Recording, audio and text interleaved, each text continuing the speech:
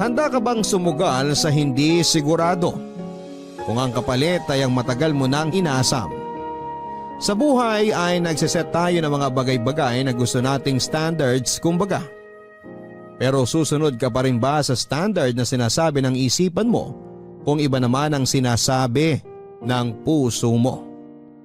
Sa kwentong ibabahagi sa atin ng ating kabarangay na si Laika ay maaring makarelate tayo sa napakaraming pagkakataon na nagbigay tayo ng standards ukol sa mga gusto natin sa ating mga buhay.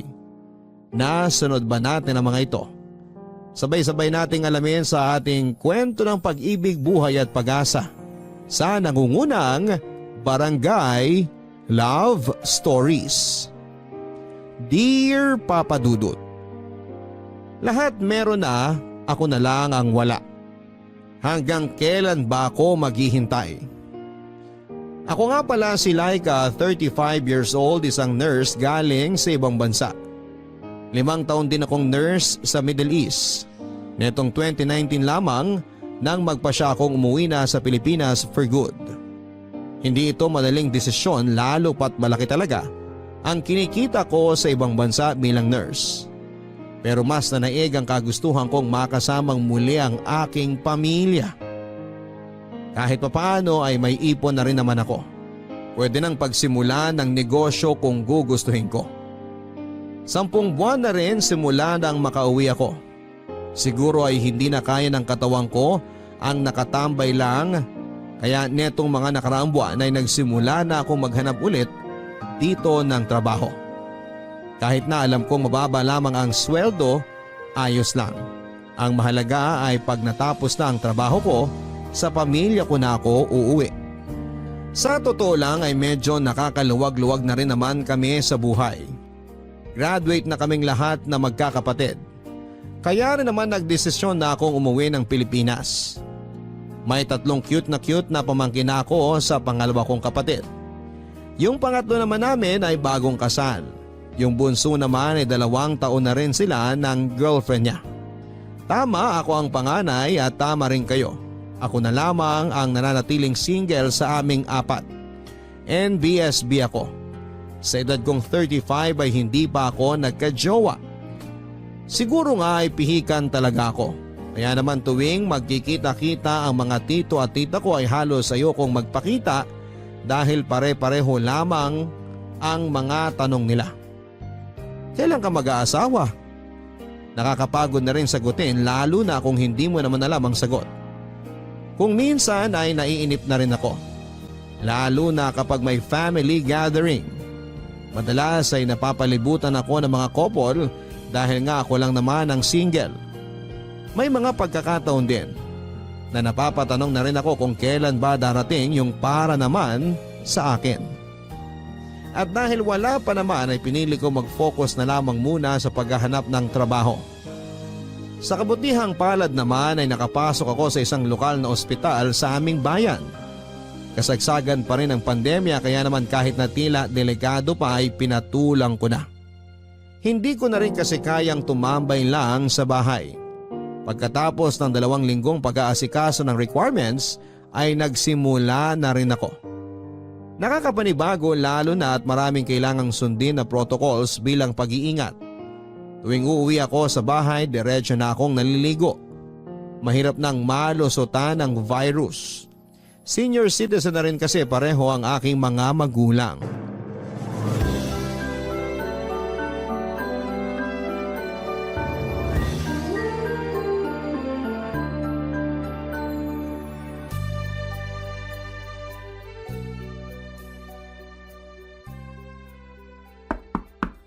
Ate? Ate? Andiyan ka ba? Oo, nandito ako. Pasok ka.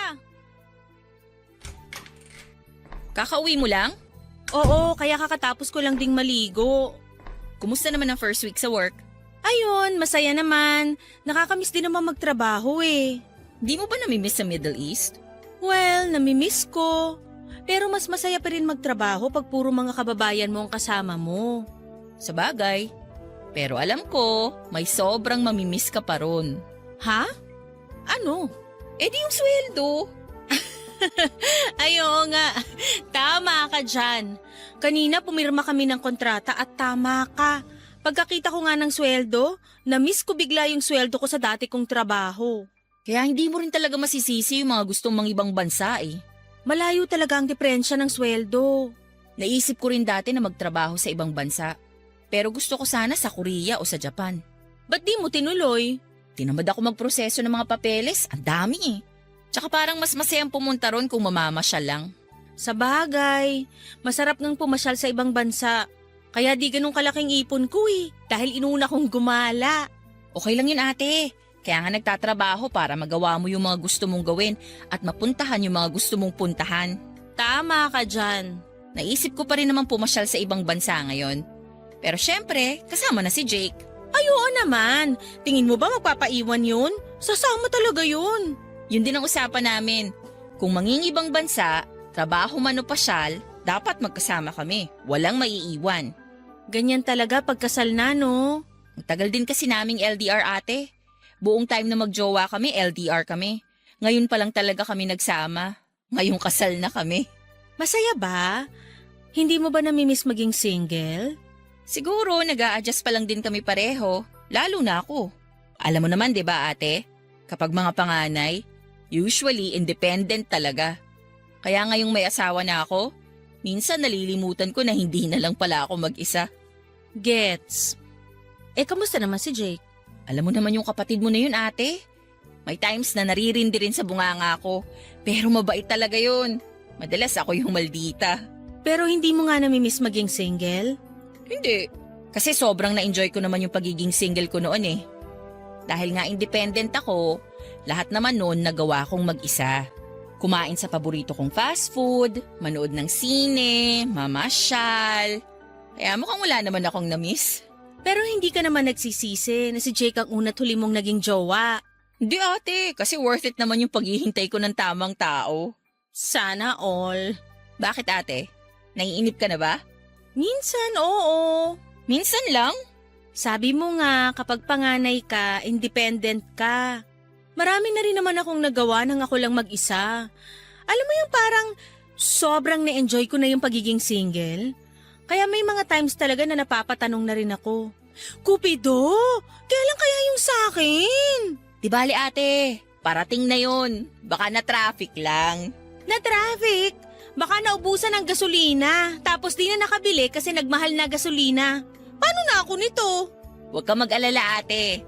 Darating at darating din siya. Tiwala lang. Ay, baka naman dapat ko nang simulang tanggapin na magiging matandang dalaga na ako. Ang aga pa ate para ideklara yan. Ayan oh, lampas na ako sa kalendaryo pero wala pa ring dumadating. Lahat kayo meron na. Basta ate, hindi ako nawawalan ng pag-asa. Nararamdaman kong parating na siya. Kung sino man siya, sana nga. At sana naman bilis-bilisan niya at medyo naiinip na ako. Alam mo ate, gutom lang yan. Baka kailangan mo lang kumain. Siguro nga, kanina pa nga kumakalamsik mura ako eh.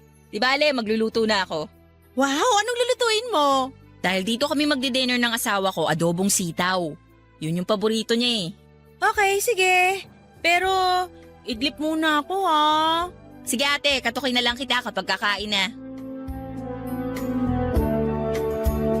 Ipag ko si Grace at bagong kasal sa pangatlo kong kapatid. Nakilala ko siya noong magkaibigan pa lamang silang dalawa. At doon pa man ay botong-boto na ako sa kanya. Panay na rin kasi ang kantsaw sa kanila noon. Kaya kahit dati pa ay hipag na ang pabirong tawag ko kay Grace.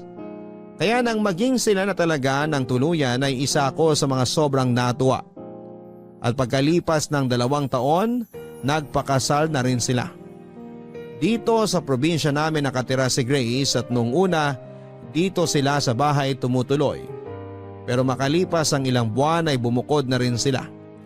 Hindi rin naman kalayuan dito sa bahay kaya paminsan-minsan ay dito sila ni Jay kumakain. Nagpapasalamat ako na kahit papaano nakakakwentuhan ko si Grace.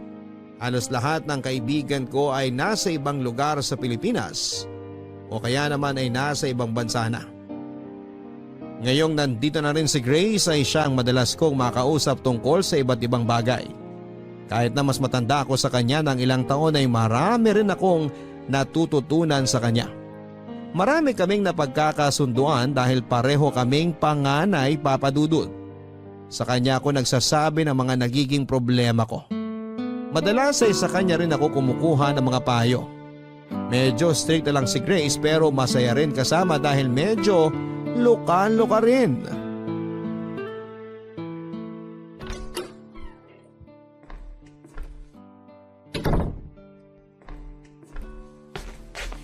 Kakauwi mo lang ate? Mas late ka na atang nakakauwi ngayon ah. Oo nga eh. Medyo maraming pasyente kaya may mga unexpected overtime. Kaya pala. Kaya eto, nananakit na ang likod ko. Kanina pa ako nakatayo eh. Ang hirap din talaga maging nurse, no? Sinabi mo pa. Kaya bilib na bilib ako sa inyo eh. Hindi ko ma-imagine yung sarili ko na ginagawa yung mga trabaho nyo. Nakakapagod pero worth it naman. Lalo na kapag nakikita mong umuokay yung kalagayan ng mga pasyente. Iba rin talaga yung satisfaction, no? Kapag ginagawa mong mabuti ang trabaho mo. Oo, pero nakakainis kapag ginagawa mo naman ng mabuti yung trabaho mo pero may mga taong nanggugulo lang. Ay, mukhang malalim yung hugot na yan ate ah. Hindi para sa akin yung hugot na yun. Naalala ko lang yung bago naming katrabaho. Nakakaawa, madalas kasing pagtripan ng mga senior niya. Ay, pwede ba yun? Dapat hindi, pero may mga walang hiya na ginagawa pa rin eh. Kawawa naman yung pinagtitripan. Kaya nga, kaya ayun, lagi nagsusumbong sa akin si Erwin. Ah, Erwin. So lalaki to. Hindi ko ba nabanggit na lalaki si Erwin? Hindi mo nabanggit yung pangalan. Kaya hindi ko agad naisip na lalaki. Basta ang sabi mo lang nun, may bago kang katrabaho. Eh ayun na nga, mabait na bata rin kasi, kaya madalas na pagkakaisahan eh. Bata talaga? Oo, bata. 25 years old pa lang eh. Ate, hindi na rin bata yun. Kumpara sa akin, bata pa siya. Ate, hindi naman halatang 35 ka, no? Sinasabi mo lang yan kasi maghipag tayo. Di kaya. Di ba laging ang napagkakamalang mas matanda sa'yo si Jake? Sa bagay. Totoo naman kasi. Kaya sigurado ako, hindi ka rin mukhang mas matanda ron sa Erwin na yon. Hoy, bakit ganyan ang ngiti mo? Bakit? Ano bang meron sa ngiti ko? Parang may ibang sinasabi eh. Wala naman ate. Nakikinig lang ako mabuti sa kwento mo tungkol kay Erwin. Naku, sinasabi ko na nga ba eh. Alam ko na yung nasa isip mo. Kung ano man yan, mali yan. Wala mo nang sinabi ah. Kilala ko na yung mga ngiti na yan. Naku Grace, hindi pwede. Hindi siya pasok sa standards ko. Ay, hindi ba pasok sa banga si Erwin? Hindi. Unang-una, mas bata siya. Hindi lang 1 o 2 taon. 10 taon eh. Ate, ano ka ba? Age doesn't matter na ngayon. Tsaka sabi ko nga sa'yo, hindi naman halata sa mukha mo yung edad mo. Basta. Ayoko ng mas bata. At ang pinaka-importanting detalye kaya hindi pwede. Bakit hindi pwede? Kamag-anak nyo ba? Sira? Hindi. Eh ano? May jowa na siya at matagal na sila ng jowa niya. Ay oo nga. No sa may sabit. Diba? Tsaka wala talaga sa kanya ni isa sa standards ko eh. Oo nga ate. Sige na nga, wait pa tayo. Hindi na bago sa akin ang naging reaksyon ni Grace. Ganon talaga lately ang mga tao sa paligid ko. Kapag may nababanggit akong bagong kakilalang lalaki, tila naglalakihan agad ang mga mata nila. Nakikitaan agad nila ng potensyal na maging future jowa ko. Sa totoo lang, kung ako lang ang tatanungin, hindi naman talaga ako nakakaramdam ng pressure sa pagiging single ko. Pero dahil sa mga sinasabi ng mga tao sa paligid ko ay parang nararamdaman ko na lamang ding bigla na dapat nga ay meron na. May isang tsuhin pa ako na nagsabi sa akin na dapat daw ay hindi na ako mapili dahil tumatanda na ako. Kahit sino raw ay pwede na, ang mahalaga ay makapag-asawa. Naiinis ako sa mga ganong comment. Pakiramdam ko kasi dahil tumatanda ka na, wala ka na rin karapatang mamili ng taong makakasama mo sa habang buhay. Buti na lang at hindi naman ganon ang mga magulang ko. Nag-worry rin sila para sa akin dahil ang laging sinasabi ng nanay ko, gusto niya na bago sila mawala ni tatay sa mundo, gusto nilang makita na hindi ako tatandang mag-isa. Yung magkakaroon din ako ng sarili kong pamilya. Pero hindi naman nila ako minamadali. Ang dili naman ng tatay ko ay hindi basta-basta ang pag-asawa kaya dapat ay sigurado ka. At yun talaga ang pinanghahawakan ko. Ayoko naman sa hindi ako sigurado. Kaya nga nag-set ako ng standards. Dapat mas matanda sa akin. May stable na trabaho at syempre yung handa akong tanggapin. At ang kasungitan ko. 3 buwan na ang lumipas at kahit papaano ay nakapag-adjust na rin ako sa trabaho. Araw-araw na nakakasalamuha ako ng mga pasyente. Lalo kong nakikita na kulang talaga ng nurses sa Pilipinas. Pero kahit na kulang ay marami pa rin ang umaalis.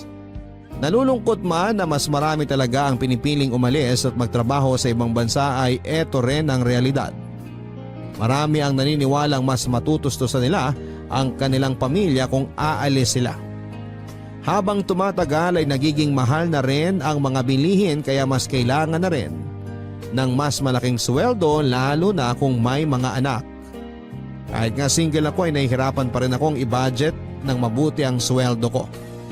Minsan dahil marami akong ino-order na mga kung ano-ano online. Kaya siguro wala pa akong asawa at mga anak dahil hindi pa ako marunong magtipid. Nahihirapan ako magtipid pero alam kong hindi na ako dapat gumastos na katulad ng dati. Dahil una sa lahat ay hindi na ganong kalaki ang sweldo ko. Pangalawa, kahit papaano ay natutunan ko naman sa mga magulang ko ang maging praktikal. Hindi dapat bumibili ng hindi kailangan. Kapag naiisip ko ang dati kong sweldo ay may temptation na bumalik na lang ulit sa ibang bansa. Pero simula noong nagtrabaho na ako sa lokal na ospital ay nakita kong iba rin talaga kapag natapos ang araw o oras ng trabaho at uuwi ka sa piling ng pamilya mo. Madaling mapawi ang pagod lalo na kapag nakikita ko ang mga cute kong pamangkin. Pakiramdam ko ay sulit lahat ng kapalit ng malaking sweldo. Ay, Ang lalim naman nun. Bakit? May problema ba? kasi Napagtripan ka na naman. ganun na nga. Ano na naman ang ginawa ngayon? Day off ko na dapat bukas eh. Pero nakipagpalit si Sir Mon sa akin. Meron daw siya importanteng lakad. Ba't di ka umangal? Makakaangal ba ako ron? Kapag nagsasabi yun, hindi naman paalam eh. Kundi pinapaalam na niya. So pumayag ka na lang. Wala naman akong choice eh. Akala ko ba may lakad ka bukas? Meron nga. O paano yung lakad mo? Di wala na. Ay, ewan ko ba sa'yo? Napakabait mo naman kasi eh. San ba dapat yung lakad mo? Nakapangako ako ng date sa girlfriend ko. Naku, patay tayo dyan. Paano na yan?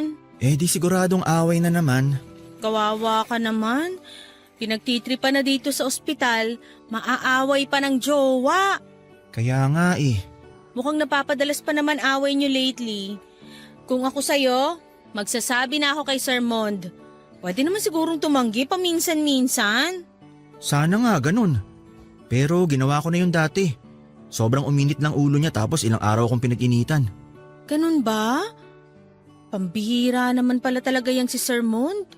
Ngayon pa lang naririnig ko na yung boses ng girlfriend ko. Siguradong buliw na naman ang abot ko nito mamaya. Kung ako rin naman ang girlfriend mo, magagalit din talaga ako. Date kaya yun? Wow! Akala mo naman marami nang nakadate. Hoy, salbahe ka. Kahit papaano naman may alam ako sa relasyon. Hello, napapalibutan kaya ako ng mga magkarelasyon? Mukhang masyado ka kasing pihikan ate. Siguro nga, kaya wala pa rin akong jowa. Ano ba kasi yung ideal boyfriend mo? Simple lang naman. Gusto ko yung mas matanda sa akin, tapos may stable na trabaho. Yung kaya akong buhayin.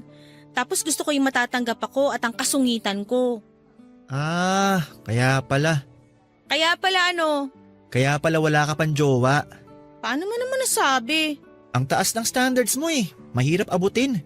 Doon pa lang sa tanggap ang kasungitan mo, medyo alanganin na. Kita mo tong batang to? Mataas ba talaga? Oo, hindi nga ako pasok eh. Aba, hindi ka talaga pasok. Edad pa lang di nauubra. Pero hindi naman na dapat basihan ng edad ngayon. Sa pag-ibig, wala namang edad-edad. Kapag mahal mo, mahal mo. Ganun ba? Ba, mukhang marami naman palang alam tong batang to pagdating sa pag-ibig ah. Eh kasi nga, hindi naman na ako bata.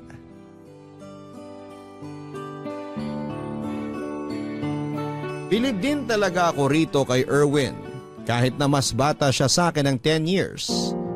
Minsan nararamdaman kong pantay lang naman ang maturity level namin. Nauna lang ako kay Erwin ng 1 linggo sa pagpasok sa ospital kaya halos magka-batch lang kami na pumasok. At sa 3 buwan namin sa trabaho ay naging malapit na rin kami sa isa't isa. Hindi ko rin alam kung bakit pero magaan ang loob ko sa kanya. At ganon din naman siya sa akin kaya nga ako madalas niyang sumbungan sa tuwing napagkakaisahan siya ng mga senior niya.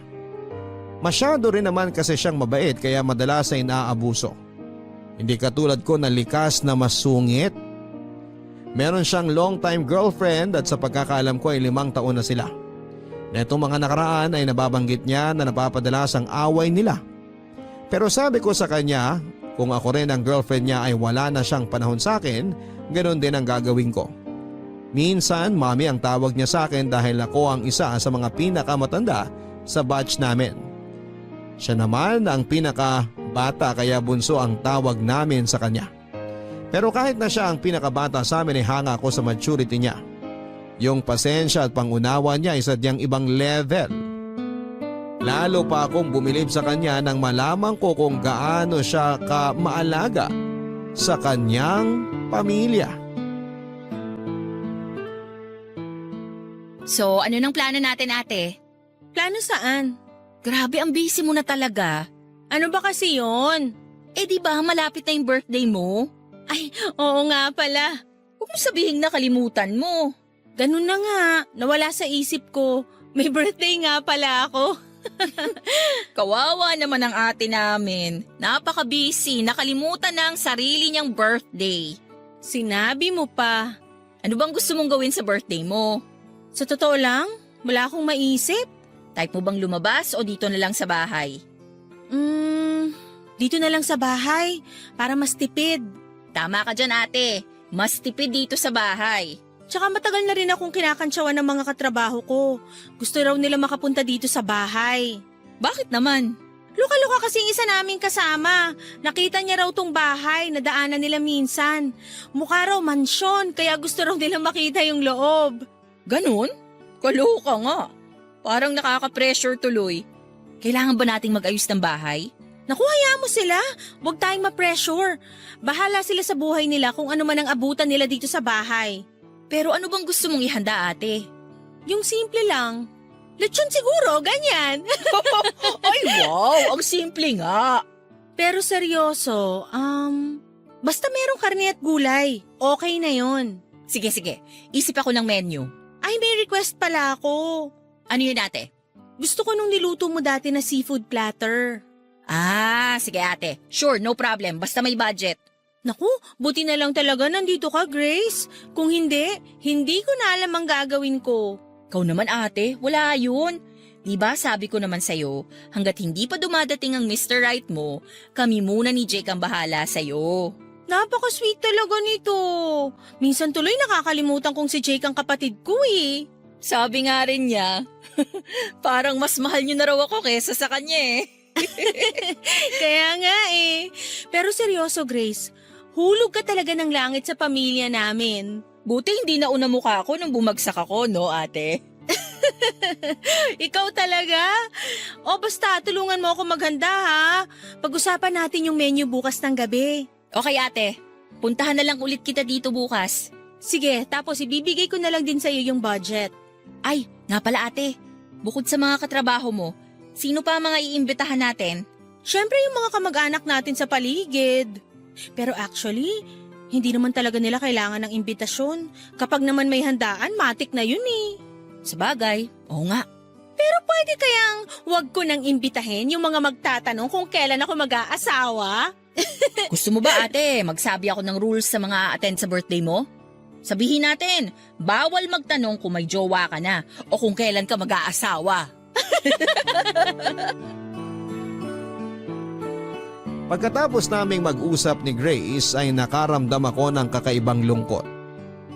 Bigla ko lang na-realize na malapit na akong mag-36.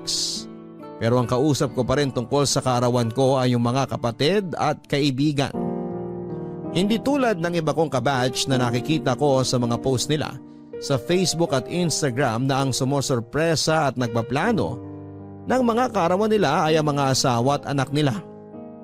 Masaya naman ako dahil meron akong supportive na family, pero may mga ganitong pagkakataon na napapahiling ako na sana dumating na yung taong para sa akin. Kung talagang na-traffic lamang siya, ang tagal naman. Kailan ba siya darating sa buhay ko nang sabay na kaming maglakbay at matraffic kung saan-saan? Para hindi nakakainip, hindi ba? Ito rin yung mga pagkakataon na talagang napapatanong ako kung ano bang mali sa akin. Pangit ba ako? Marami nagsasabi na hindi naman. Kapag tumitingin ako sa salamin, kahit papaano ay gusto ko naman yung nakikita ko. Pero bakit ganon? Wala man lang lumapit sa akin. Binawasan ko na yung sungit ko at minsan gusto ko nang sumuko. Baka naman panahon na para tanggapin na magiging isa na akong matandang dalaga. Baka dapat ay mag-focus na lamang ako sa kung paano ako magiging paboritong tita ng mga pamangking ko.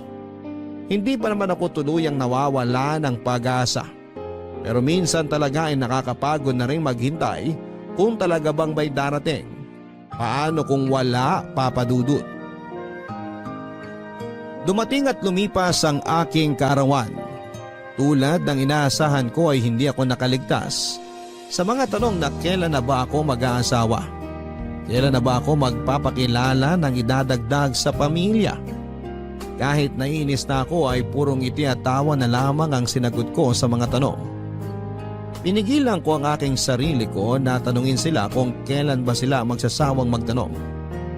Naipakilala ko rin kay Grace sa mga katrabaho ko noong araw na yon.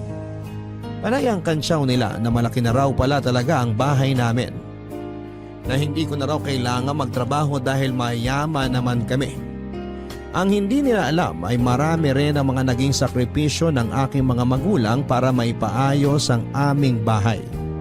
Ngayon lang din halos natapos yung ibang parte ng tahanan namin. Sa paglipas din ng mga araw at buwan ay lalo pa kaming naging malapit ni Erwin. Napapadalas na ang pagka-chat namin sa isa't isa. Nagugulat ako minsan na kahit nakauwi na kami, panay pa rin ang pagtatanong nito sa akin kung anong ginagawa ko o pinagkakabalahan ko habang nasa bahay ako. Dahil sa dalas naming magkausap ay tila may kakaibang emosyon ang napupukaw sa akin. Isang damdaming alam kong hindi dapat. Parang nagugustuhan ko na si Erwin. Pero pilit ko itong isinasantabi dahil una ay hindi naman pasok si Erwin sa standards ko. At higit sa lahat ay mali na may maramdaman ako para sa kanya dahil may karelasyon na siya. Kaya nung minsan ay para lang matigil na rin ang mga nasa isipan ko ay nagpa siya akong mag-send sa kanya ng mensahe na maglilinaw ng lahat.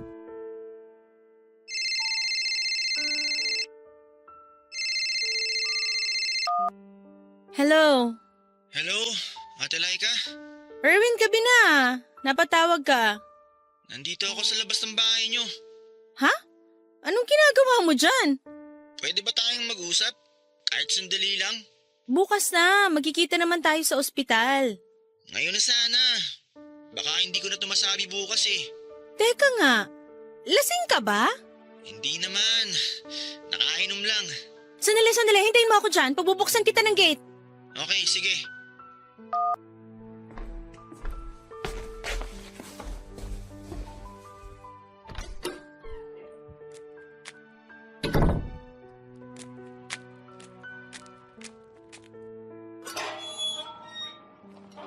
Ate Laika!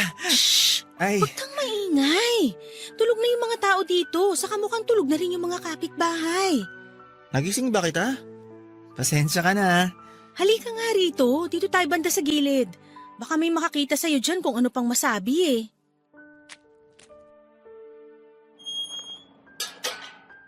Sorry talaga kung naabala kita. Ano ba kasi yun, Erwin? Talagang pumunta ka pa rito mukhang may tama ka na. May tama nga ako. Sa'yo. Yun ang sagot ko sa tanong mo. Oo, may gusto ako sa'yo. Alam mo, umuwi ka na. Bukas na lang tayo mag-usap kapag hindi ka na nakainom. Nakainom lang naman ako pero malinaw pa ang isip ko. Kinailangan ko lang uminom ng konti para lumakas ang loob ko. Alam mo, mali ito eh. Sinubukan ko naman pigilan pero talagang gusto kita. Mahal na kita. Pero Erwin, may girlfriend ka na. Hindi ko na siya mahal. Ikaw nang mahal ko. Gusto mo na rin naman ako, di ba? Hindi ko alam, Erwin, kasi...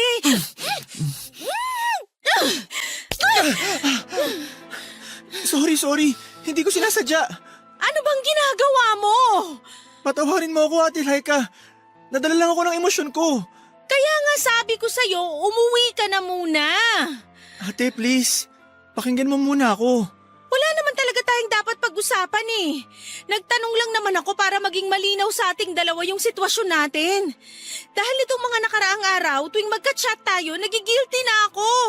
Bakit ka naman magigilty? Wala naman tayong ginagawang masama. Yun ang akala natin. Pero tuwing nag-uusap tayo, nagpapalitan ng sweet messages, ang totoo, may nasasaktan na tayo. Pero napipigilan ba yun? Oo! Dapat nung una pa lang hindi na natin ginawa. Sabi ko naman sa'yo, di ba? Pinigilan ko naman ang sarili ko. Sinubukan ko naman. Pero mali nga, Erwin. Kasalanan ko ba kung hindi ka maalis sa isip ko?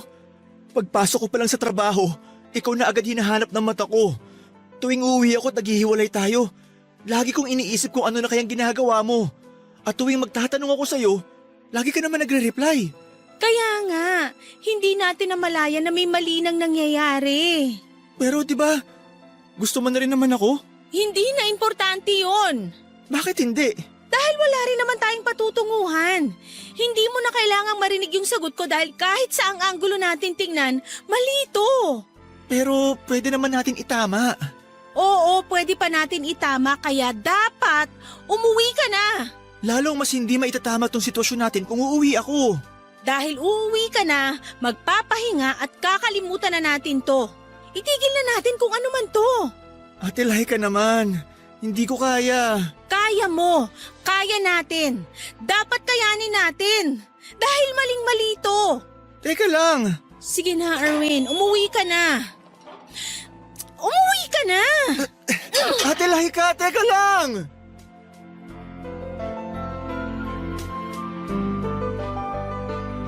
Gulong-gulo ang isipan ko pagkatapos ng pag-uusap namin na yon ni Erwin. Alam kong nakainom siya ngunit ramdam ko rin ang senseridad niya sa mga salitang binitawan niya. Ang lalo pang nagpadagdag ng gulo ng isipan at damdamin ko ay ang memorya ng sobrang saglit na paglapat ng mga labi ni Erwin sa labi ko. Kahit na sobrang saglit lang noon ay damang-dama ko sa buong katawan ko ang kuryenteng hindi ko maipaliwanag. Kung wala lang ako sa katinuan ng mga oras na yon, baka hindi lang saglit at siguro ay ginantihan ko pa ang halik niya. Nagpapasalamat na lamang ako at umiral pa rin ang katinuan ng isipan ko. Siguro dahil alam kong maling-mali talaga ang namamagitan sa aming dalawa. Hindi man malinaw kung ano yon, alam ko lang na siguradong makakasakit kami. Hindi ako nakatulog ng gabing yon. Iniisa-isa ko ang mga dahilan kung bakit mali at hindi kami pwede ni Erwin. Binalikan ko ang standards ko sa isang karelasyon. Dapat ay mas matanda sa akin. Hindi pasok si Erwin dahil sobrang mas bata siya. Dapat ay may stable na trabaho.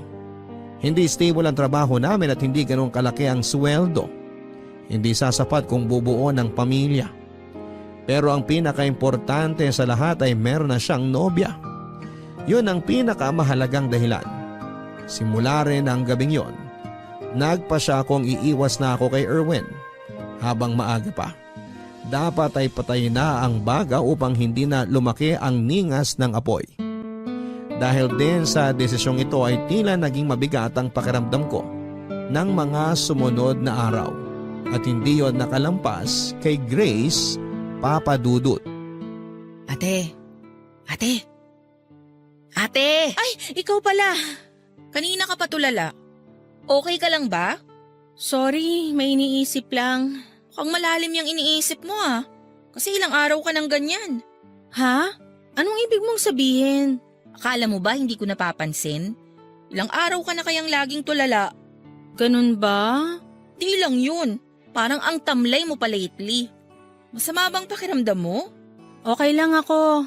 Sigurado ka ba? Baka naman mamaya sa sobrang busy mo sa trabaho, maging pasyente ka na rin. Huwag kang mag-alala, Grace. Iniingatan ko rin naman ang kalusugan ko. Lalo na't senior citizen na rin ang mga magulang ko. Kapag nagkasakit ako, baka mahawa sila dahil nasa iisang bahay lang kami. Pero bakit ka nga malungkot, ate? Halata bang malungkot ako? Oo, at hindi lang basta malungkot eh. Parang ang bigat ng dinadala mo. May mga kailangan lang kasi akong pag-isipan. Kung ano man yan, huwag ka na sana masyadong ma-stress. Actually, hindi ko rin naman matatago sa'yo ng matagal to eh. Kaya sabihin ko na lang siguro, no? Mas mabuti pa nga ate. Huwag kang mabibigla, ha? Sige, pipilitin kong wag mabigla. Si Erwin kasi, nagtapat siya sa akin. OMG, talaga? Oo, gusto niya raw ako. Ano sinabi mo? Hindi ko alam. Pero yung totoo ate, ano bang nararamdaman mo sa kanya? Ang hirap eh. Ayoko naman sana makaramdam ng kahit ano para sa kanya.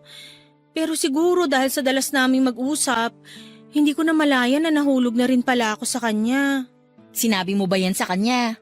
Hindi, pero mukhang nararamdaman niya rin. Alam mo ba, naramdaman ko na to. Talaga? Oo ate, ayaw lang kitang pangunahan. At gusto ko talaga na manggaling sa'yo kung sakaling tama nga ang kutob ko. Bakit? Ano bang kutob mo? Noong mga pagkakataon na madalas mo nang nababanggit sa mga kwento mo si Erwin, medyo naramdaman ko na may iba sa'yo. Pero nag-aalangan akong sabihin sa'yo kasi nga, sabi mo ayaw mo naman ng mas bata. Kaya pinagpalagay ko ng baka mali ako. Sana nga, Grace. Sana mali ka na lang. O ano ng plano mo ngayon? Hindi ko rin alam kung ano ang plano ko. Pero pinaalalahanan ako ni Grace sa sitwasyon namin. Istrikta si Grace at ayaw niya talaga ng mga sitwasyon na may cheating. Technically, Papa Dudut, ay hindi naman kami nag-cheat ni Erwin sa girlfriend niya dahil wala namang kaming ginagawang dalawa. Maliban lang doon sa halik na napigilan ko naman. Pero emotionally, hindi namin may tatanggi na meron ng attachment sa aming dalawa. Pero sabi nga ni Grace, ang tamang gawin talaga ay umiwas dahil may karelasyon na si Erwin. Ayoko naman talagang makasira ng relasyon.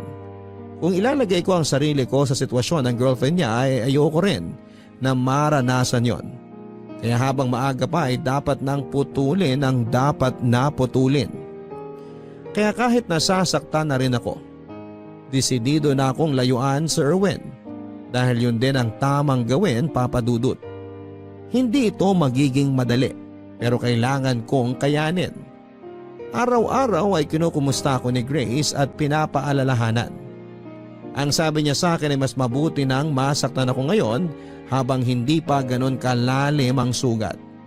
Dahil kung hahayaan kong lumalim na, mas mahirap nang gamutin. Kaya ngayon pa lamang na kahit papaano ay mababaw pa, dapat ay simulan ng gamutin para hindi maging malalim ang peklat. Tinis kong hindi na sumagot sa mga chat ni Erwin. Sinubukan kong alisin ang kung anumang nararamdaman ko para sa kanya. Pinilit kong maging professional sa aking trabaho. Hindi ko maiwasan doon si Erwin pero kinakausap ko na lamang siya kung kailangan. Nagtataka na rin ang mga katrabaho namin dahil alam nilang malapit talaga kami sa isa't isa. Pero walang ibang nakakaalam sa sitwasyon namin kundi kaming dalawa lamang, bukod kay Grace. Hindi na kami sabay na kumakain at hindi na rin sabay na umuwi. Sobrang nami-miss ko siya, Papa Dudut. Kapag meron kasing nakakainis na pasyente o magandang nangyari ay agad naming hinahanap ang isa't isa para kwentuhan. Pero lahat yun ay nawala na natapos na. Kahit sobrang hirap ay pinanindigan ko ang desisyon ko. May mga pagkakataon na sinusubukan ni Erwin na makiusap ngunit agad akong humahanap ng dahilan para hindi siya kausapin. Ayoko makasira ng relasyon. Ng matagal ng relasyon, hindi biro ang 5 taon, Papa Dudut. Ang hindi ko lang din naman maintindihan sa sarili ko ay habang pinipigilan ko ay tila lalo pang tumitindi ang nararamdaman ko para kay Erwin. Kahit na anong gawin kong pagkumbinse sa sarili ko na hindi siya pasok sa lahat ng standards ko ay parang lalong tumitiim sa puso ko ang masasayang alaala naming dalawa. Dahilan para lalo ko siyang mamiss. Pero tinibayan ko ang aking kalooban. Kahit na anong chat at tawag niya ay pinili kong maging matapang na hindi sagutin ang mga yon. Hanggang sa isang araw ay na-corner na ako ni Erwin. Laika, teka lang. Ate! Ha? Ate Laika ang itawag mo sa akin. Hindi. Hindi na kita tatawaging ate simula ngayon. Bahala ka. Laika, mag-usap naman tayo kahit sandali lang. Nakainom ka na naman ba? Hindi ah. Kagagaling kaya natin sa duty. Paano naman ako iinom? Malay ko ba kung tumagay ka habang break? Nakita mo na bang ginawa ko yun? Hindi pa. Kasi hindi ko talaga gagawin yun. Laika, teka lang. Pwede bang tumigil ka muna sa paglalakad? Saglit lang. Ano ba yun, Erwin? Di ba nag-usap na tayo? Hindi pa ulit. Wala naman tayong dapat pang pag-usapan. Malinaw na ang lahat, di ba? May kailangan tayong ayusin. Wala namang tayo eh. Pero pwedeng magkaroon. Hindi nga pwede, may girlfriend. Wala na. Anong wala na? Wala na kami. Anong ibig mong sabihin? Wala na kami. Break na kami. Malaya na ako. Nakipag-break ka ba dahil sa akin? Matagal na kami nagkakalabuan. Hindi lang namin inaamin. So nung dumating ako, nagkaroon ka na ng dahilan para hiwalayan siya. Hindi naman sa ganun. Bago pa tayo naging close, nagkakaproblema na talaga kami nun. Madalas ko naman makwento sa'yo, di ba? Yung mga pag-aaway namin. Ano bang gusto mong isipin ko? Ano bang hinihintay mong reaksyon ko? Laika, kahit ilang beses mo pang itanggi, alam ko namang gusto mo na rin ako. Napaka-confident mo naman dyan? Hindi nagsisinungaling ang mga mata mo, Laika. Kahit na hindi mo ako iniimik nitong nakaraang buwan, alam ko na namimiss mo rin ako. Ano bang pinagsasasabi mo? Laika, bakit hindi natin subukan? Alam ko naman na pareho tayong nararamdaman. Bakit hindi natin pagbigyan yung mga sarili natin na maging masaya? Hindi ko alam kung kaya kong maging masaya pagkatapos kong makasira ng relasyon. Bago ka pa man dumating, matagal nang may lamat ang relasyon namin. Ilang beses na rin kami naghiwalay pero nagkakabalikan lang ulit. Umaasang pwedeng maayos pa. Pero sa pagkakataong to, sigurado ako na wala na kaming dapat pang balikan. Hindi ko pa alam, Erwin. Hindi ko pa alam kung anong dapat isipin. Isipin mo tayo. Kakayanin ba talaga nating maging masaya? Oo, kakayanin natin. Bakit naman hindi? Parang masyadong mabilis eh. Baka nabibigla ka lang sa mga desisyon mo. Baka kailangan muna nating mag-isip pa. Laika, mababaliw na ako kakaisip. Sa bawat araw na hindi mo ako kinakausap, pakiramdam ko mababaliw na ako. Pwede bang kumalma muna tayo? Tsaka na muna tayo mag-usap. Palipasin muna natin yung mga bagay-bagay. Kapag hindi na matindi yung emosyon natin, tsaka pag mas malinaw na rin ang mga isip natin. Basta, Laika, sobrang linaw ng isipan ko ngayon. Alam ko ang mga sinasabi ko. Sige na, Erwin. Aalis na muna ako. Laika, maghihintay ako. Dahil sigurado ako sa'yo. Hindi na maalis sa isipan ko ang mga sinabi ni Erwin sa akin. Pero kahit sinabi niya na break na sila ng girlfriend niya ay hindi ako naging masaya. Parang nakonsensya pa nga ako at pakiramdam ko kasi ako ang dahilan ng pagkasira ng relasyon nila. Kahit na sinabi niyang matagal nang may problema, hindi ko pa rin maiwasang isipin na nakadagdag ako doon. Naisip ko rin namang 5 taon din sila at hindi naman basta-basta yon. Kaya kahit na anong pagmamakaawa ni Erwin na kausapin ko ulit siya, ay hindi ko pinansin. Araw-araw ang pagsisend niya ng mga messages. Halos araw-araw din ang attempt niya na pagtawag. Basta nakauwi na kaming galing duty ay nagsisimula na siyang mag-message. Hanggang isang araw papadudot ay nakatanggap ako ng mensahe mula sa girlfriend niya. Nabasa niya raw ang conversation namin ni Erwin at ako raw pala ang dahilan. Kaya siya hiniwalayan nito. Galit na galit siya at kung ano-ano pang mga masasakit na salita ang sinabi niya sa akin. Nandiyan pang nagbanta siya na pupuntahan niya ako sa bahay at susugurin para malaman ng buong pamilya ko kung ano ang pinagagawa ko. Hindi ko pinansin ang lahat ng yon. Nagpa siya ako na i-block na lamang siya upang hindi na ako makatanggap ng kahit na anong mga mensahe mula sa kanya. Pero lagi akong kinakabahan na baka nga sumugod siya sa bahay namin. Pero sa awa naman ng Diyos ay hindi naman siya dumating kahit na minsan. Matagal ko ring tiniis ang tunay na nararamdaman ko para kay Erwin. Ngunit tulad pa rin ng dati, habang lalo kong tinitiis, tila lalo pang tumitindi. Lalo na tuwing mababasa ko ang mga mensahe niya na handa siyang maghintay. Hindi ko na talaga maikakaila sa sarili ko na gusto ko na rin siya. Naalala ko pa rin ang gabing saglit na naglapat ang aming mga labi. Pero dahil gulong-gulo pa rin ako ay hindi ko pa rin sinagot ang mga chat at tawag niya. Hindi ko pa rin alam kung tama bang maging masaya kami kung meron namang kaming nasaktan. Ang dami kong nararamdamang takot, lalo pat alam ko kung gaano ka mapanghusga ang mga tao sa paligid namin.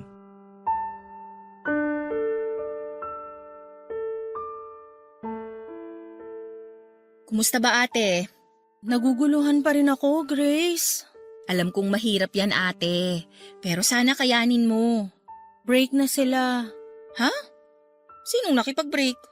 Si Erwin. Teka lang, huwag mong sabihin. Hindi naman daw ako ang dahilan. Matagal na rin daw na may problema yung relasyon nila. Ano bang nararamdaman mo? Parang nakukonsensya ako. Pakiramdam ko kasi ako ang dahilan kaya tuluyan silang nagkahiwalay. Pwede namang totoo na may problema na talaga sila. Madalas mo ngang makwento no na laging nagkukwento sa'yo si Erwin tungkol sa mga away nila. Hindi ko na rin alam ang dapat isipin. Minessage din kasi ako nung babae eh. Ha? Anong sinabi niya sa'yo? Kung ano-ano. Ako raw ang dahilan kaya sila nagkahiwalay. Nasusugurin daw niya ako dito sa bahay. Sinabi mo ba yan kay Erwin? Hindi. Dahil matagal na kaming hindi nag-uusap. O mas tama sigurong sabihin na matagal ko na siyang hindi kinakausap. Pero kung magpapakatotoo ka ate, ano bang nararamdaman mo para kay Erwin?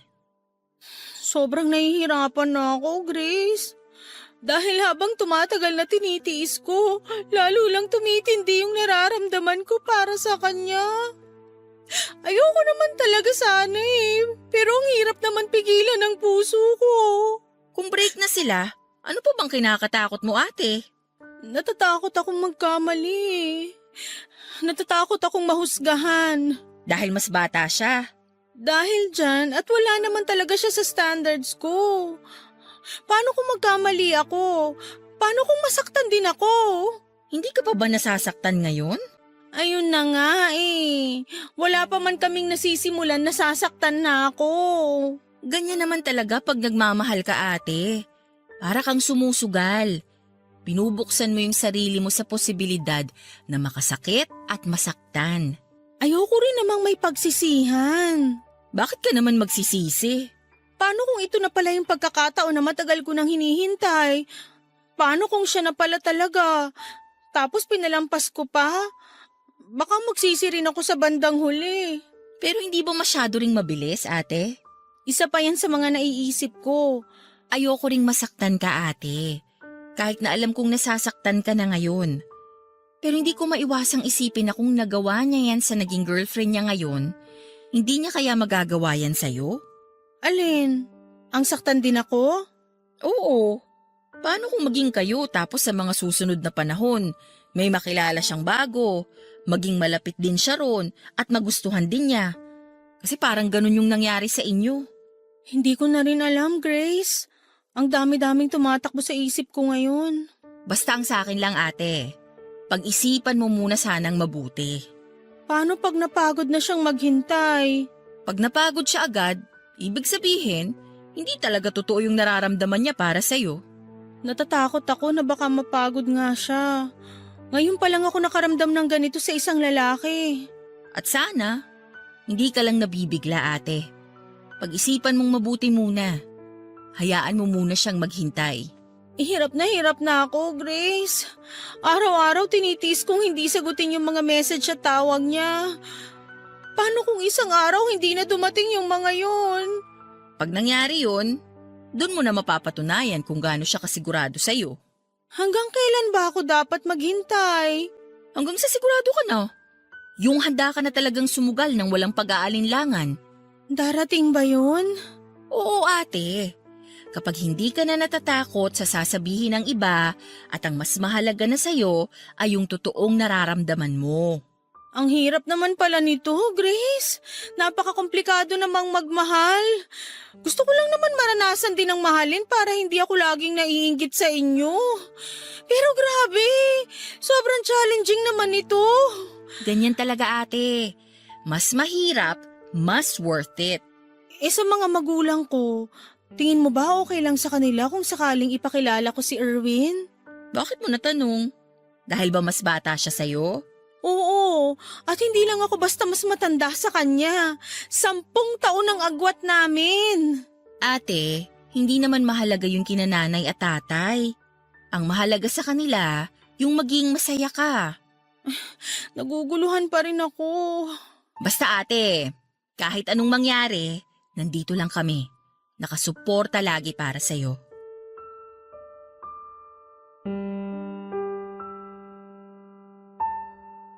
Sobrang magulo ang isip ko na mga panahon na yon.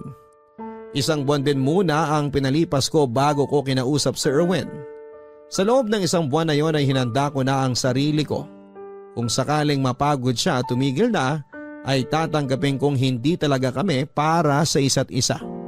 Araw-araw niya akong minemessage at nanindigan siyang handa niya akong hintayin hanggang sa kaya ko na siyang kausapin at maging malinaw na ang isipan ko.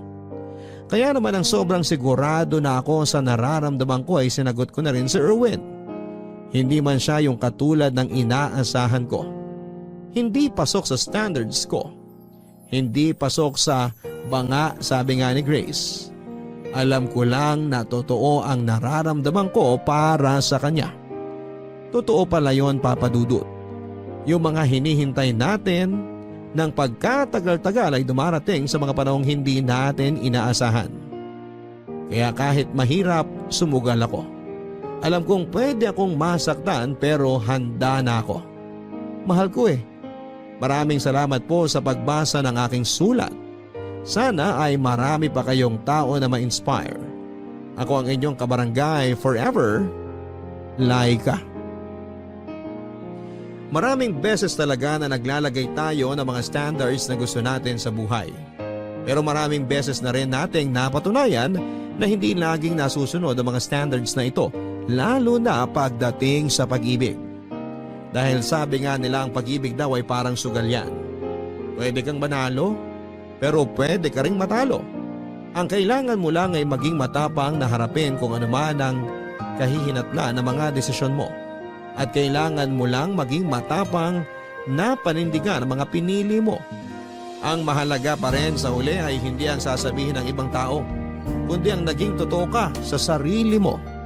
Hanggang sa muli mga kapuso, ako po si Papa Dudut sa mga kwento ng pag-ibig, buhay at pag-asa sa Barangay Love Stories number 1. May iba sa atin na naniniwala na ang kaligayahan ay matatagpuan sa piling ng taong tinitibok ng puso natin. Kahit ang totoo ay hindi naman natin kailangan na umasa sa iba para maging totoong masaya. Ikaw kapuso, minsan ka namang nagmakaawa para mahalin ka ng taong mahal mo.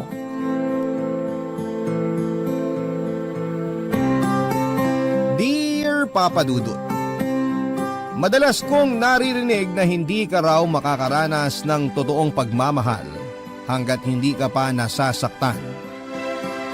Para sa akin, mas mararamdaman mo na tunay ang isang pag-ibig kung alam mo kung paano pahalagahan ang sarili mo. Hi Papa Dudut, just call me George, 27 years old at nagtatrabaho sa isang accounting firm dito sa Maynila. Matagal na rin po akong listener ng inyong radio program na Barangay Love Stories. Pero ngayon ko lang po naisipan na sumulat sa inyo. Hindi naman kasi kakaiba ang kwento ko pero sigurado ko na makapag-iiwan din ako ng aral sa mga nakikinig ngayon. Nasa first year college ako nang makilala ko si Ami sa isang charity event. Nasa same university kami at naging close kaagad kasi masasabi ko na magkaparehas kami ng ugali. Nasa second year college naman ang magsimula ako manligaw sa kanya, Papa Dudut. Ramdam ko na malaki ang pag-asa ko sa kanya kasi habang tumatagal noon, mas nagiging sweet na kami sa isa't isa. Yung para bang kami ng pero hindi pa nga lang opisyal. Palagi na kasi kaming magkasama sa school kapag wala kaming klase. Magkausap sa cellphone at magka-text kapag nasa bahay kami. Umabot na nga ang panliligaw ko sa kanya hanggang sa mag-third year college na kami, Papa Dudut.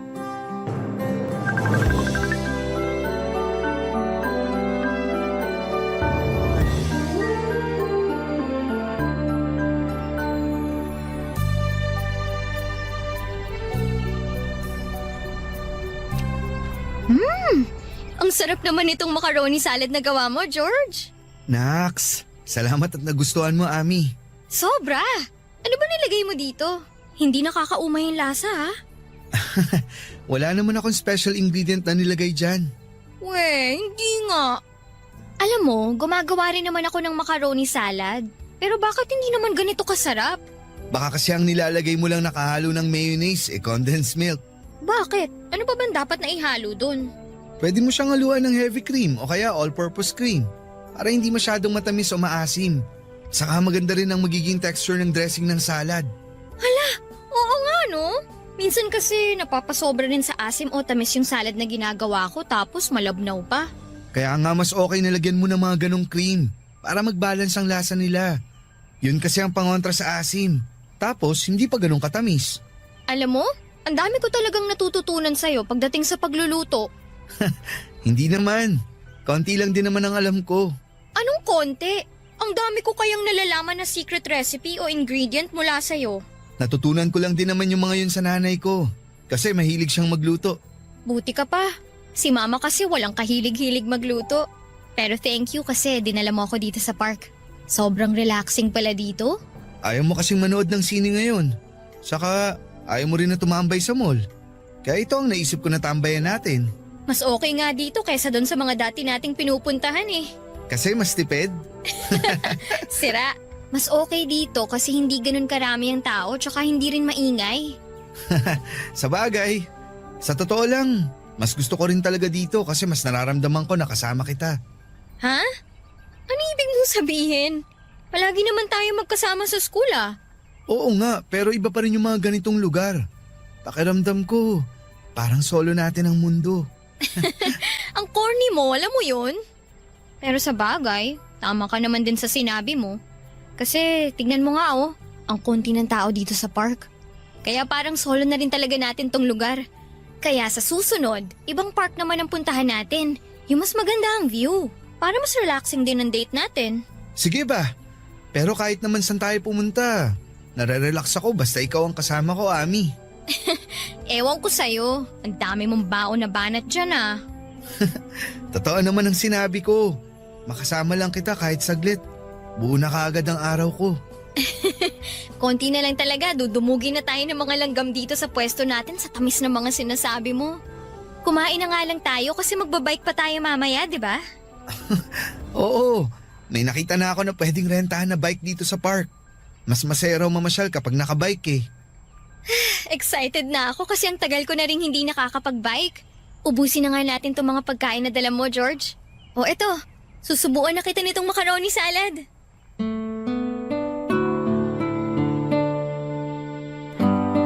Papadudot akala ng ibang mga kaibigan ko ay may relasyon na kami ni Ami. Kasi nga madalas nilang nakikita na sweet kami sa isa't isa. Pero sa tuwing tatanungin nila ang estado namin ng relasyon namin ni Ami ay sinasabi ko sa kanila na magkaibigan pa rin lang kami at nanliligaw pa lang din ako sa kanya noon. Nagtataka sila kung bakit hindi pa ako sinasagot ni Ami. At sa totoo lang ay medyo naiinip na rin ako pero syempre hindi ko yon pinapakita kay Ami. Wala rin naman ako magagawa dahil sabi nga ni Ami, hindi pa siya handa na pumasok sa isang relasyon. Ang mahalaga para sa akin noon ay madalas kaming magkasama at nararamdaman ko na malaki ang pag-asa ko sa puso niya. At sabi nga niya, may hinihintay lang daw siya na sign bago niya ako sagutin. Ang dating nun sa akin, gusto niya rin ako pero mas gusto niya pang makita na seryoso ako sa kanya, Papa Dudut.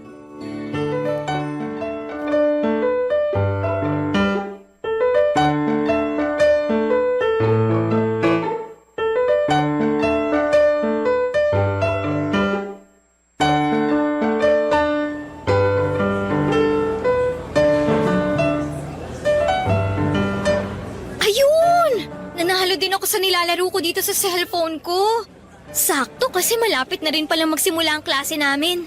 Sasabihan na nga sana kita na may 7 minutes ka na lang bago ang klase nyo. Mabuti natapos ka na dyan sa nilalaro mo. Naaliw kasi ako masyado dito sa bagong game na dinownload ko. Makapag-ayos na nga ng mga gamit ko. Nga pala, Ami, may gagawin ka ba bukas? Bukas? Mga anong oras? Mga lunchtime siguro. Kung lunchtime, wala naman kasi sa umaga ko sasamahan si mama na mag-grocery. Bakit? Anong meron? May nakita kasi ako na bagong bukas sa Korean restaurant dun sa mall. Mahilig ka sa mga Korean food, di ba? Tara, dun tayo mag-lunch bukas. Sige, tara. Libre naman ako ng lunchtime. Okay, sunduin nila kita bukas. Hi George! Hi Ami! Hello, Leo. Sakto ang dating mo kasi paalis na rin ako dito sa kantin. Samahan mo tong kaibigan mo ang bagal kumain. Kanina pa niya kinakain yung chami niya hanggang ngayon di pa ubos. Mabagal kasi talaga kumain yan si George. Tama! Uy, grabe kayong dalawa sa akin ha. O sige na, alis na ako at baka malate pa ako sa klase ko. Okay, basta yung lakad natin bukas ha. Opo, hindi ko kakalimutan. Sige na, mauna na ako sa inyong dalawa. Bye! May date kayo bukas ni Ami? Oo, itatry namin kung masarap dun sa nakita kong bagong bukas na Korean restaurant sa mall na malapit dito. Fan nga pala ng Korean movies at series yang si Ami, no? Sinabi mo pa, kaya nga pati mga Korean food naging hilig na rin niya eh. George? Matanong ko lang ha. Wala ka bang naririnig tungkol dyan sa nililigawan mo? Naririnig? Anong ibig mong sabihin? Sa totoo lang, medyo nagulat nga ako nang makita ko kayo dito na magkasama eh. Ha? Bakit naman? Eh kasi, narinig ko dun sa isang kasamaan ko sa soccer team na parang nagkakamabutihan na raw sina Ami tsaka si Ed. Yung badminton player dito sa school natin. Ay nako Leo, huwag ka nga masyado nagpapaniwala sa mga ganyang chismis. George, alam mo naman na hindi ako mahilig maniwala sa mga ganong chismis. Kaya lang kasi, Ano? Bakit hindi mo matuloy ang sinasabi mo? Kasi nga parang nakita ko si Ami tsaka si Ed sa plaza nung isang araw. Magka-holding hands silang dalawa. Uy bro, bakit hindi ka na nagsalita dyan? Wala naman kasi akong dapat sabihin. Sa'yo na nang galing na hindi ka naman sigurado na silang dalawa nga ang nakita mo. Kaya ang mabuti pa, umorder ka na ng pagkain mo. Kasi dumadami na ang estudyante dito sa kantin.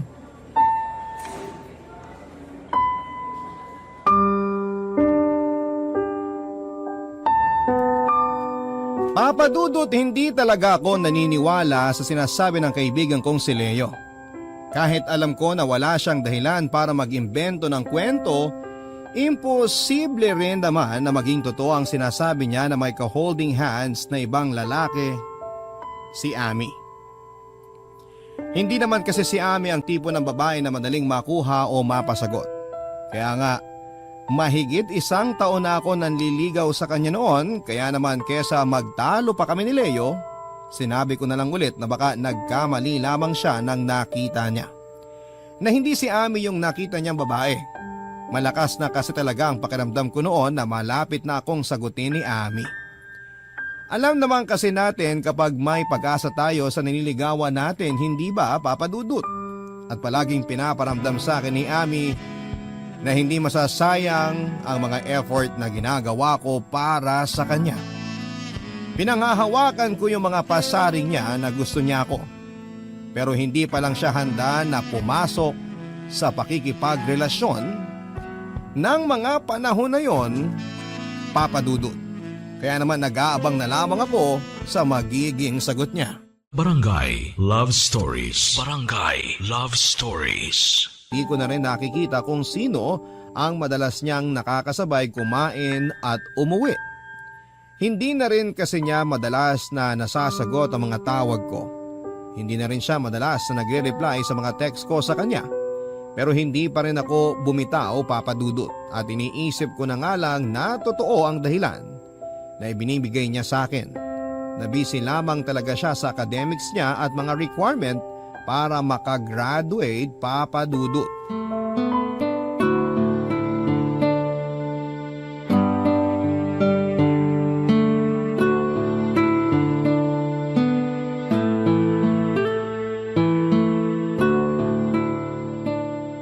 Ami! Ami, sandali! Ang bilis namang maglakad ni Ami. Kanina ko pa tinatawag pero hindi niya ako nililingon. Ay! Ami! Ami, hintayin mo ako! Ami! Oh, George! Naabutan din kita sa wakas.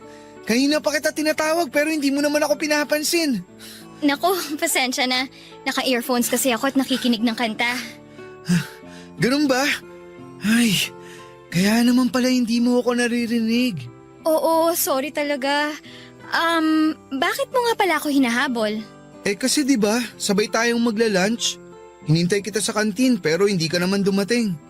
Tapos nung nakita nga kitang naglalakad dito sa field, hinabol na kita. Hala, oo nga pala.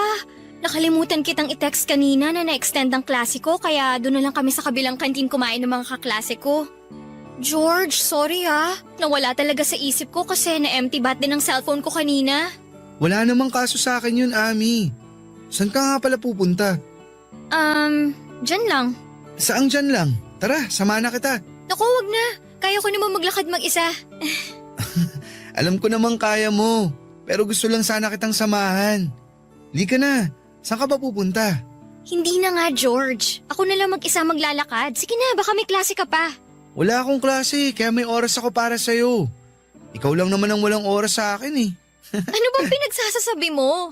Ami, alam kong alam mong ibig kong sabihin. Hindi ka na masyadong nagre-reply sa mga text ko. Hindi mo na rin sinasagot ang mga tawag ko.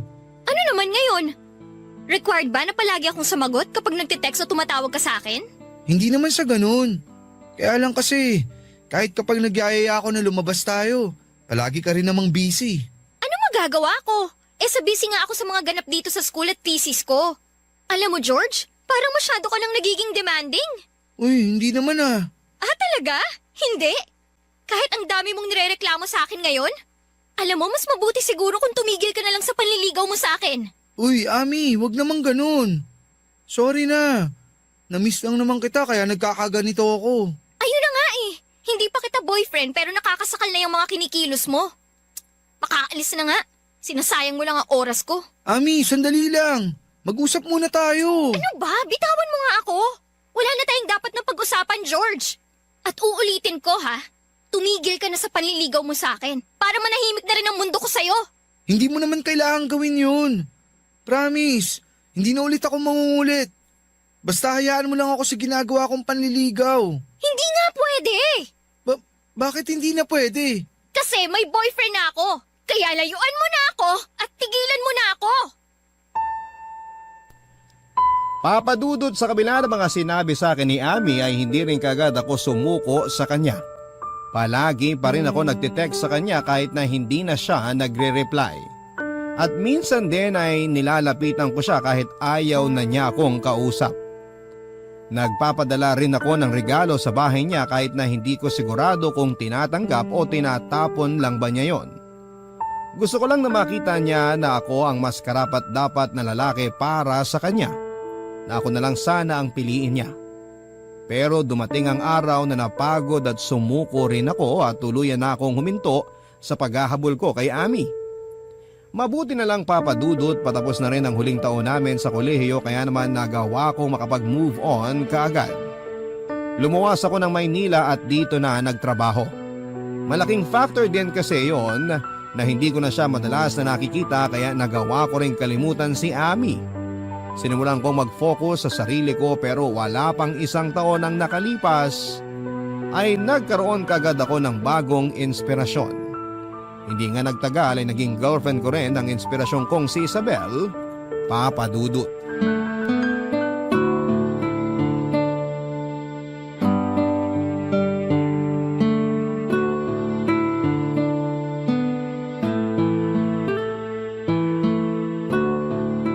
Tao po!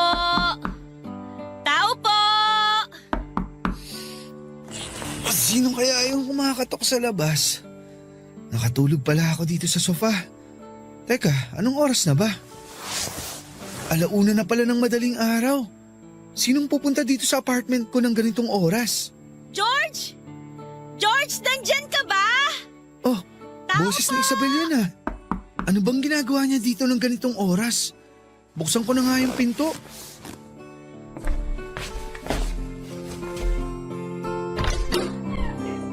Oh, sweetie! Anong ginagawa mo dito? Ay, mabuti naman at binuksan mo na tong pinto. Kala ko umalis ka kanina kaya walang tao dito sa apartment mo eh. Alam mo naman kapag ganitong oras, nandito lang talaga ako. Lika, pasok ka. Salamat. Ano bang meron at napasugod ka dito ng ganitong oras? Saka, bakit parang alaki naman ang bag na dala mo? Sweetie, ang totoo, lumayas na ako sa bahay namin. Ha? Bakit mo naman ginawa yun? Magkausap lang tayo kanina sa cellphone bago ako matulog. Wala ka namang kahit na anong binanggit na aalis ka ng bahay niyo at pupunta ka dito. Wala talaga akong binanggit kasi alam ko na pagod ka kanina galing sa trabaho. Pero sweetie, di ba nakwento ko na sa'yo dati na napapadalas ang pag-aaway namin ni Mama? Oo nga, pero hindi naman sapat na dahilan yun para lumayas ka sa bahay niyo. Hindi mo kasi ako naiintindihan eh. Uy, sweetie, bakit naman bigla ka na lang umiyak? Eh kasi parang ayaw mo ako dito sa apartment mo eh. Hindi naman sa ganun. Nagulat lang ako kasi nga napasugod ka ng ganitong oras. Tapos may dala ka pang mga gamit. Eh kasi nga, lumayas na ako sa bahay namin. Paulit-ulit lang, George. Ay, ano ba talagang nangyari? Anong pinagtalunan niyo ng mama mo? At bakit ka nagalit sa kanya? Hindi naman talaga ako galit kay Mama. Oo, masama yung loob ko. Pero hindi siyang dahilan kung bakit umalis ako sa bahay namin. Eh sino palang dahilan? Yung bagong kinakasama ni Mama. Oh, bakit? Anong ginawa niya sa'yo? Ang totoo, George. Matagal ko na siyang nahuhuling binobosohan ako habang naliligo sa banyo. Umaalis din naman kagad siya kapag nahuhuli ko siya. Sinabi ko yun kay Mama dati. Pero nagalit lang si Mama at sinabihan ako na wag raw ako mag-imbento ng kwento. Kaya lang kanina habang nasa palengke si Mama, natakot na talaga ako. Kasi naramdaman ko na pinipilit buksan ng boyfriend ni Mama yung pinto ng kwarto ko. Mabuti na lang nakadouble ang pinto ko noon kaya hindi niya ako nagawang pasukin sa kwarto. Pero hindi ko na kayang magtiis sa pangmamanyak na ginagawa niya sa akin. Natatakot ako na tuluyan niya na akong magawa ng masama. Kaya nagdesisyon na ako na lumayas na sa bahay namin. Bakit naman hindi mo kaagad sinabi sa akin ang tungkol dito? Dahil ayoko ng gulo. Ang gusto ko lang, makalayo na kay Mama at sa manyakis na lalaking yun. George, dito na lang ako sa place mo. May trabaho naman ako. Makakapag-share ako sa mga gastusin mo dito. Promise, hindi ako magiging pabigat sa'yo. Basta, hayaan mo lang ako dito. Ayoko na kasi sa amin. Natatakot na talaga ako sa boyfriend ni Mama. Pero kung ayaw mo talaga na dumito ako, sige, ayos lang. Wala naman ako magagawa eh. Hahanap na lang siguro ko ng ibang pwede kong tuluyan na bahay. Ano ka ba? Siyempre hindi na kita hayaang umalis. Nagulat lang talaga ako sa biglang pagdating mo kanina. Pero ayos lang sa akin ang lahat. Dito ka na lang sa apartment ko, Isabel. Huwag kang mag-alala. Hindi ko hahayaan na masaktan o malapitan ka ng hayop na lalaking yun. Papadudot nakilala ko si Isabel sa isang kantin na madalas kong kainan dati sa dati kong pinagtatrabahuhan. Maganda siya at simple lamang kung mag-ayos, mabait din siya at malambing magsalita. Yon ang mga katangian niya na nakakuha ng atensyon ko. Kaya nang maging madalas na ang pag-uusap namin at pagbabatian ay kinuha ko na rin ang pangalan niya sa Facebook, pati na rin ang cellphone number niya. Doon kami nagsimula na madalas na magkausap hanggang sa niligawan ko na nga siya at naging girlfriend. May 3 buwan pa lamang kaming magkarelasyon nang kumatok si Isabel sa place ko at nagsabi na gusto na niyang magsama kami sa isang bahay, Papa Dudut. Nagdalawang isip pa talaga ako noong una kasi sa totoo lang ay hindi ko alam kung ano ang tamang gawin tungkol sa bagay na yon. Pero nang umiyak na nga si Isabel sa harap ko at sabihin niya ang tungkol sa pagtatangka sa kanya ng masama ng kinakasama ng mama niya, hindi na ako tumanggi pa sa gusto niyang mangyari na tumira siya sa apartment ko. Barangay Love Stories. Barangay Love Stories. Papadudot nag-live-in na nga kami ni Isabel at nagtulungan sa mga gastusin sa bahay. At tama nga ang ibang tao sa sinasabi nila na mas makikilala mo ang karelasyon mo kapag nagsama na kayo sa iisang bubong. Dahil marami akong na-discover sa ugali ng partner ko na hindi ko pa alam noong umpisa. May pagkamudi pala siya lalo na kapag may menstruation siya. Mabilis ding uminit ang ulo niya kapag bagong gising siya o kaya ay inaantok.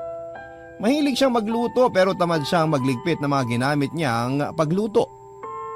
Ayos lang naman sa akin yon dahil ang mahalaga ay alam kong mahal namin ang isa't isa. Papadudot 4 na buwan pa lang kaming nagsasama nang magbuntis ang partner kong si Isabel.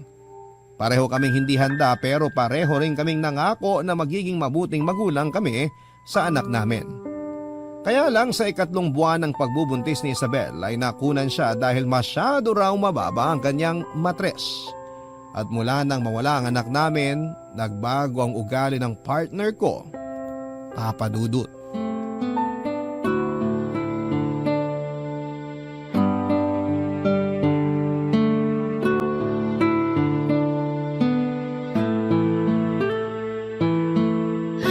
Nakakapagod ang traffic. Grabe. Sweetie, mabuti naman at nakauwi ka na. Ginabi ka na yata masyado. Oo, nag-general cleaning kasi kami sa kantin kanina kaya late na kami pinauwi ng supervisor namin. Kaya pala mukhang pagod na pagod ka. Kumain ka na ba? Talaga ba, George? Tinatanong mo pa talaga sa akin yan? Ha? Bakit? May mali ba sa tanong ko? Gusto ko lang naman malaman kung kumain ka na eh. Malamang, hindi pa ako kumakain. Sa tingin mo ba may madadaanan pa akong bukas na kainan ng ganitong oras?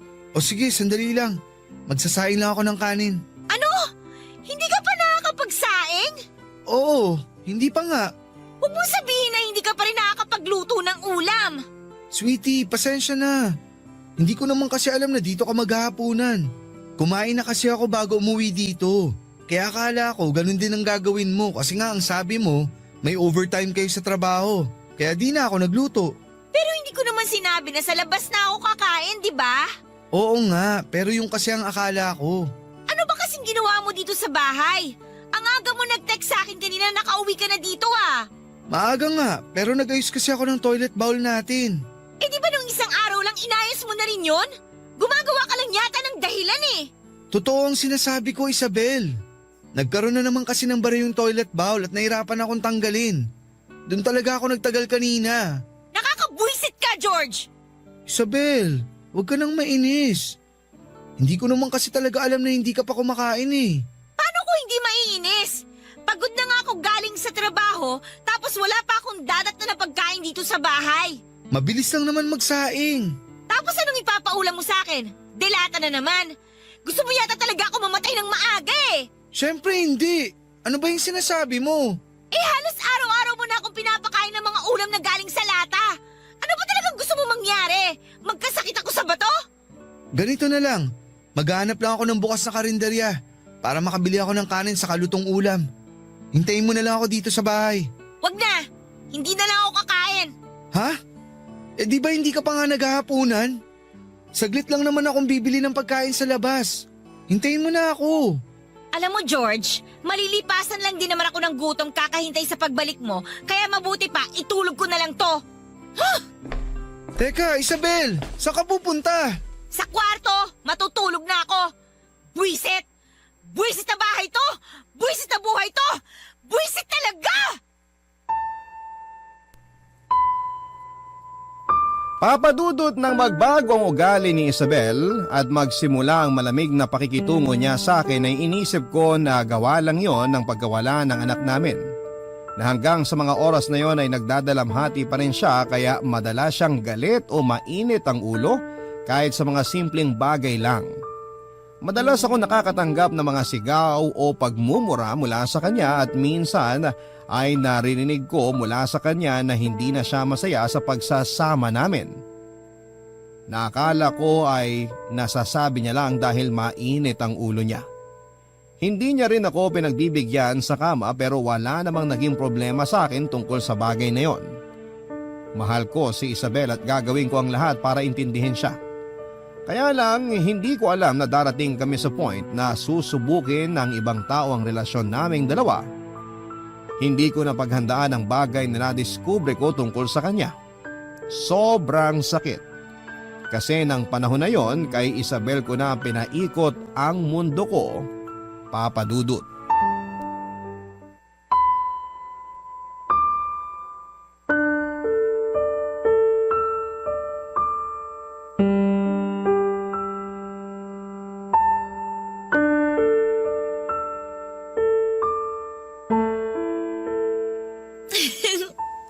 Oo nga.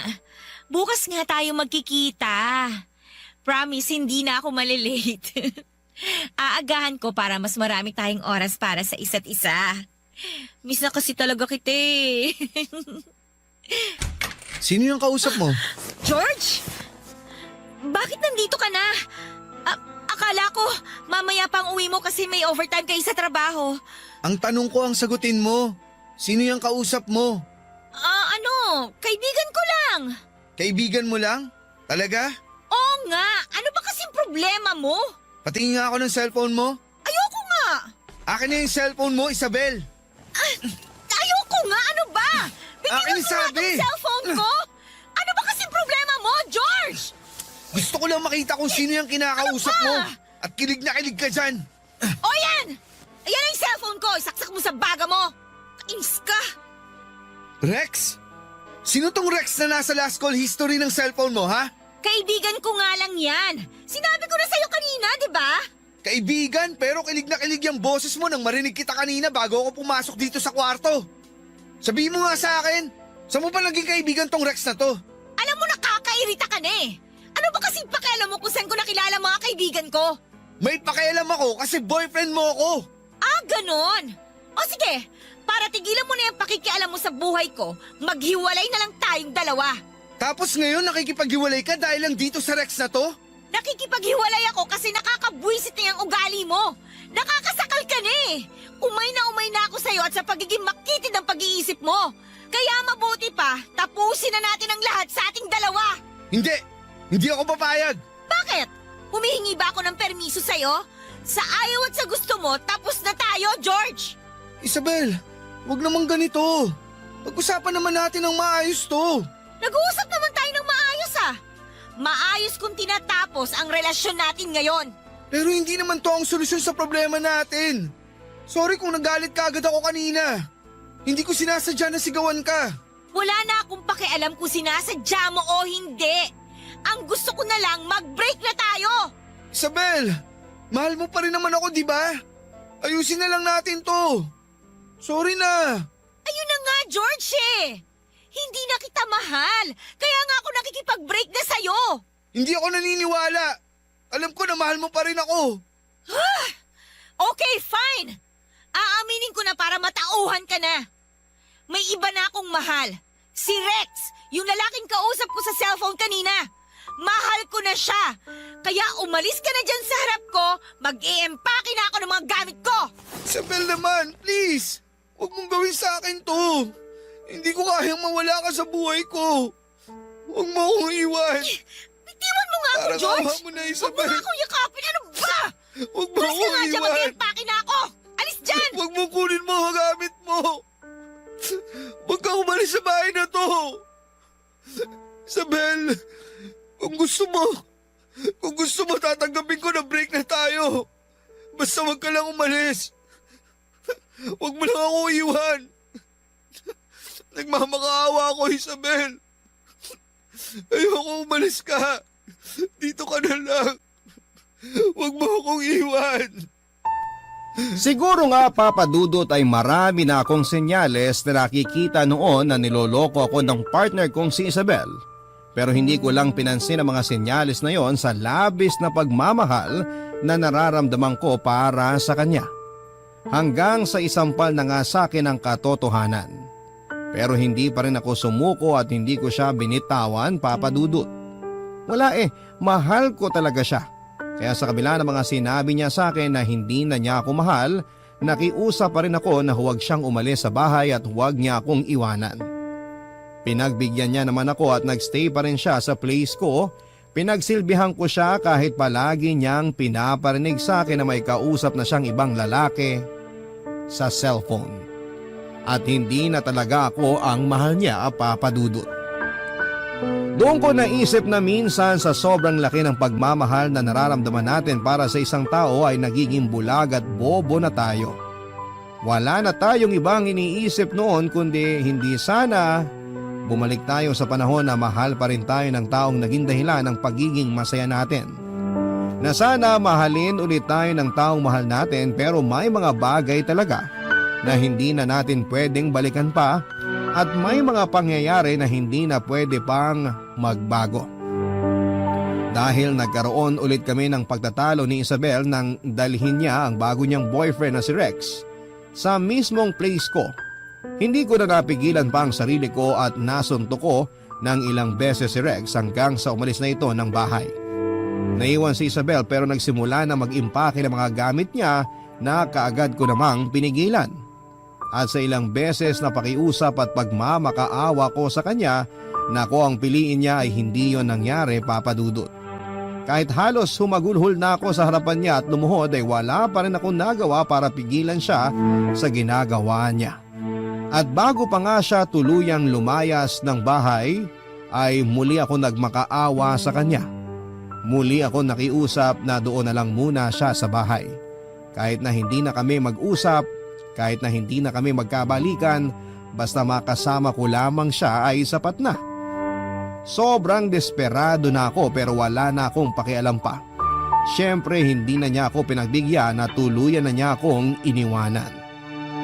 Sa mga sumunod na araw ay nalaman ko kung saang bahay siya tumuloy at pinuntahan ko pa rin siya para muling pakiusapan na magkabalikan kaming dalawa. Doon ko ulit nakita si Rex pero sa pagkakataon na yon ay ako naman ang nabugbog niya. Kaya ko namang lumaban pero hindi ko ginawa lalo na nang harap-harapan itong piliin ni Isabel kesa sa akin.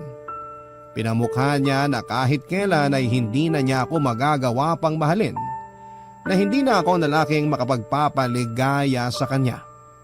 Tinanong ko siya, Papa Dudut, kung ano nga ba ang meron ng lalaking yon na wala ako, ano ang ibinigay nito sa kanya na hindi ko ibinigay. At bakit hindi ako ang pinili niya sa kabila ng mga bagay na naisakripisyo ko para sa kanya. Isa lamang ang naging sagot niya. Mahal niya ang bagong boyfriend niya kaya ito ang pinipili niya.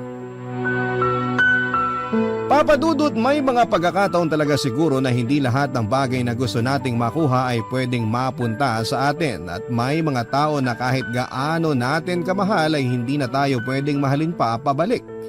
Mabuti na lamang at sa kabila ng napakalaking pagmamahal ko para kay Isabel noon ay natutunan ko pa rin siyang bitawan at unti-unti ay nabawasan na ang sakit sa dibdib na iniwan niya sa akin hanggang sa tuluyan na rin akong nakapag-move on.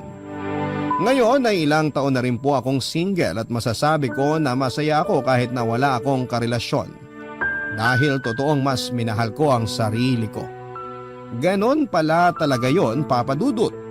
Mas matututunan mong i-appreciate at mahalin ang sarili mo kapag nasaktan ka ng sobra ng dahil sa ibang tao. Dito ko na rin po tinatapos ang sulat ko, ang inyong forever kapuso at kabarangay, George.